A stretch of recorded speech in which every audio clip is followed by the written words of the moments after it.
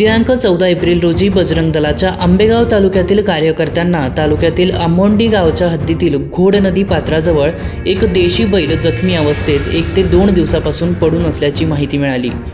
कार्यकर्त्यांनी या ठिकाणी जाऊन पाहणी केली असता ऊसतोडी करणाऱ्या अज्ञात व्यक्तीचा हा बैल असल्याची माहिती मिळाली। सदर बैलाचा पाय मोडला असल्यामुळे त्याच्या मालकाने त्याच्यावर उपचार न करता त्याला नदीपात्रात सोडून दिले असल्याचे लक्षात आले। कार्यकर्त्यांनी बैलाची दयनीय अवस्था पाहत लगेचच आंबोंडी ग्रामपंचायतचा हा प्रकार लक्षात आणून दिला। त्यानंतर ताबडतोब ग्रामपंचायत आणि बजरंग दलाच्या कार्यकर्त्यांनी जगद्गुरू संत तुकाराम महाराज गोशाळा धामणे तालुका मावळ जिल्हा पुणे येथील गोशाळेत संपर्क करून बैलाला पुढील उपचारासाठी गोशाळेत दाखल करण्यात आले। या कारवाईतील बैलाला पुढील उपचारासाठी ज्या वाहनाने नेण्यात आले त्याचा वाहतूक खर्च सुद्धा गोशाळेने दिला। त्याबद्दल गोशाळेचे प्रमुख रुपेश भाऊ गराडे यांचे बजरंग दलाने आभार मानले।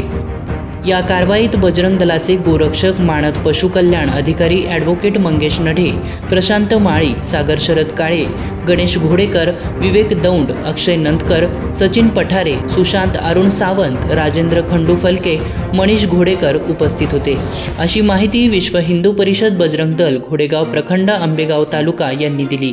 या बातमीचे दृश्य पाठवले आहे आमचे आंबेगाव ब्युरो चीफ मोहसिन काठेवाडी यांनी। पाहुयात।